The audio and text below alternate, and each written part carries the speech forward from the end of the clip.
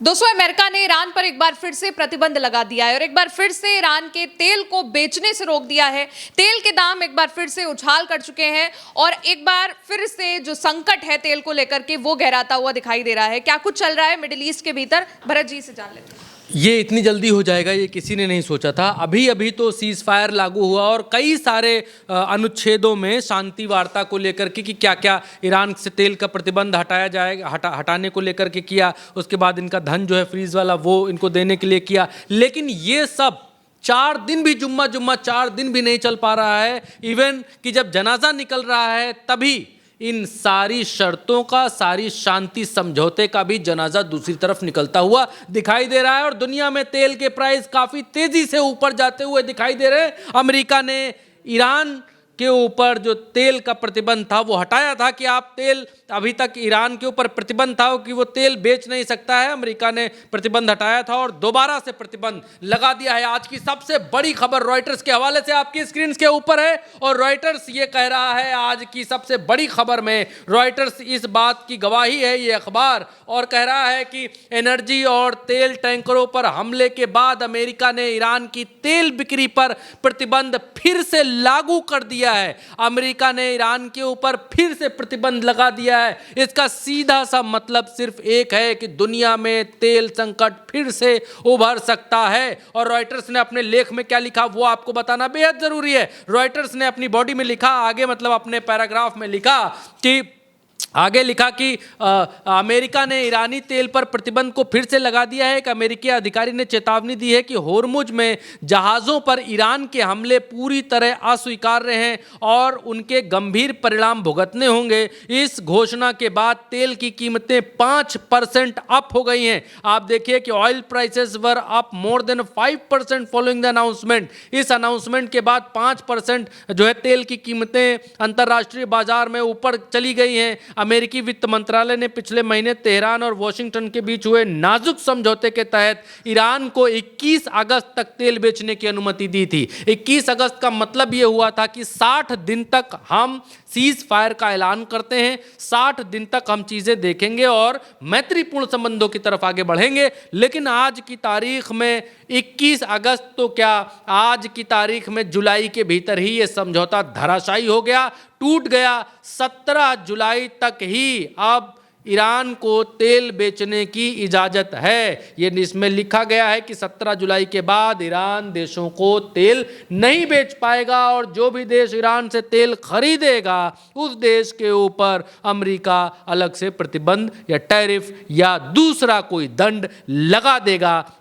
इस बात को क्लियर कट कहा गया। अब मसला ये हुआ कि ये बात जब ईरान तक पहुंची तो ईरान की तरफ से ईरान के उप विदेश मंत्री काज़ेम गरीबाबादी हैं, उन्होंने कहा कि अमरीकी तेल बिक्री की अनुमति देने वाली छूट को रद्द करने का अमरीकी ईरान समझौता ज्ञापन के अनुच्छेद 10 का स्पष्ट उल्लंघन है। आर्टिकल 10 का यहाँ जो मेमोरेंडम है, मेमोरेंडम ऑफ अंडरस्टैंडिंग जिसको MOU कहते हैं, उसका स्पष्ट उल्लंघन है। अमरीका कहता है, ईरान आगे कहता है कि पिछले 3 हफ्तों में लेबनान में ज़योनी शासन की कार्रवाइयों और ईरान के खिलाफ धमकी भरे बयानों के कारण अमेरिका ने समझौता ज्ञापन के अनुच्छेद 1 और 2 का बार बार उल्लंघन किया है। ईरान समझौते के उल्लंघन के परिणामों के बारे में अमेरिका को गंभीर चेतावनी देते हुए अपने राष्ट्रीय हितों और सुरक्षा की रक्षा के लिए निर्णायक कदम उठाएगा, ये ईरान कह रहा है। ये अनुच्छेद 1 और अनुच्छेद 2, इस अनुच्छेद 1 और अनुच्छेद 2 जो ये था, इस क्लॉज में ये कहा गया था कि हम बम गोला आपके ऊपर नहीं चलाएंगे, आप भी बम गोला हमारे ऊपर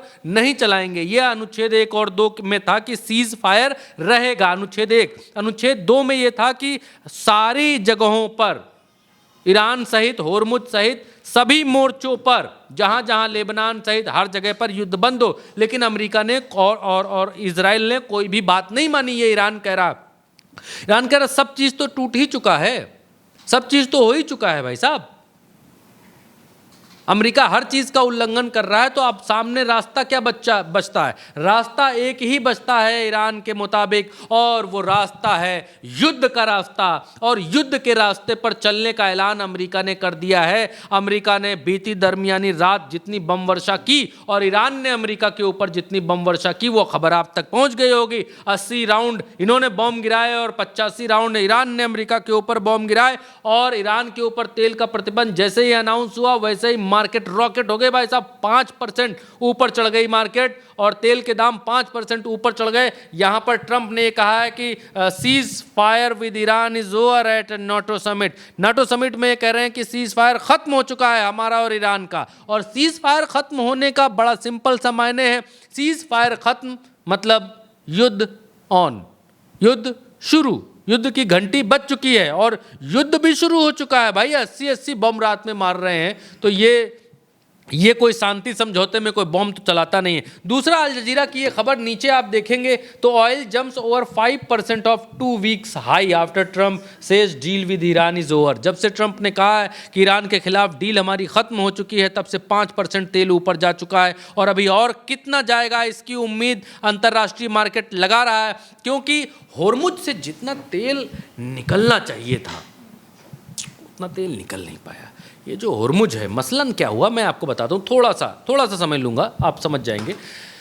मसला ये हुआ, अमेरिका यहाँ अपनी नाकाबंदी लगा करके बैठा था, कह रहा था ईरान से जो तेल यहाँ से लेकर के लोग जाएंगे हम उसको नहीं जाने देंगे। एक बात, ईरान यहाँ पर अपना लगा के बैठा है, वो कह रहा है जितना यहाँ जहाज़ खड़ा है 2-3-4 हज़ार, उस जहाज़ को हम जाने ही नहीं देंगे, ना इधर से नए वाले को आने देंगे। अभी तक जो ईरान कह रहा था, तो दुनिया में हो गया तेल संकट। ये जो दुनिया है पूरी, इस दुनिया में तेल संकट आ गया। जब तेल संकट आया तो इन लोगों ने कर ली संधि। अमेरिका ने कहा कि हम अपने जहाज़ यहाँ पर खड़े रखेंगे, अमेरिका ने कहा हम हटाएंगे नहीं। और जिस दिन अमेरिका ने कहा था कि हम ब्लॉकेज तो खोल रहे हैं, मतलब जहाज़ों को आने जाने देंगे, उनके ऊपर गोला नहीं मारेंगे, लेकिन हम अपने युद्धपोत यहाँ से हटाएंगे नहीं, हम यहाँ पर बने ही रहेंगे। और ईरान ने कहा अच्छा ठीक बात है, तो हम यहाँ पर क्या करेंगे कि हम यहाँ जो जहाज़, हम जाने आने की छूट दे देंगे, लेकिन हम उसी जहाज़ को आने जाने की छूट देंगे जो हमारी बात मानता हो। हम जिस रास्ते से बताएंगे उसी रास्ते से आना जाना पड़ेगा। अमेरिका ने, जो अमेरिका समर्थित देशों के जहाज़ यहाँ थे, अमेरिका ने कहा भैया इसको खुलवाने का एक ही तरीका है, और वो तरीका ये है कि हमारे लोग जो है वो जहाज़ लेकर जबरन निकलना शुरू करें। और जब अमेरिका समर्थित देशों के जहाज़ यहाँ से निकलना जबरन शुरू किए तो ईरान ने बम मार दिए। ईरान ने बम मारे इन जहाज़ों के ऊपर, तो अमेरिका ने हमला कर दिया ईरान के ऊपर। अमेरिका ने ईरान पर हमला किया, ईरान ने अमेरिका पर हमला किया, रात भर हमला हुआ। और उसके बाद अब मामला होर्मुज पूरी तरीके से सील हो चुका है। यहाँ से अमेरिका कह रहा निकलने नहीं देंगे जो लोग ईरान से तेल लेकर के जाएंगे। तो ये यहाँ आज की सिनेरियो में, स्थिति में ये दिखाई दे रहा है कि तेल की मार्केट सीधे अब अप होती हुई दिखलाई दे रही है। दुनिया फिर से तेल संकट के मुहाने पर खड़ी हो सकती है, क्योंकि अब हालात फिर से युद्ध की तरफ बढ़ रहे हैं। ट्रंप ने कहा कि 9 तारीख तक का हम वक्त देंगे 2 दिन पहले, और 9 तारीख के वक्त से पहले ही अमेरिका ने ईरान पर हमला कर दिया और आज रात बड़े हमले की चेतावनी ट्रंप ने जारी की और घर पर कब्जा कर लेने की भी चेतावनी जारी की है। बिल्कुल दोस्तों, डोनाल्ड ट्रंप ने जैसे ही इस बात का ऐलान किया कि अब ईरान के साथ जो डील है वो ओवर हो चुकी है, जो MOU एग्रीमेंट हुआ था, मेमोरेंडम ऑफ अंडरस्टैंडिंग, वो ओवर हो चुका है, वैसे ही एक बार फिर से जो है तेल के दाम में उछाल आया। और फिर से अब माना यही जा रहा है कि जो तेल का संकट है वो फिर से गहरा सकता है, क्योंकि अब हॉर्मुज की जो लड़ाई है वो ज़्यादा बढ़ चुकी है। IRGC की ओर से भी, ईरान की ओर से भी वार्निंग दे दी गई है और अमेरिका ने भी इस बात को कह दिया है कि अब हम बड़े स्केल पर वॉर शुरू करने वाले हैं। फिलहाल अभी के लिए इस चर्चा में इतना ही। आप देखते रहिए उल्टे चश्मे यूसी। शुक्रिया।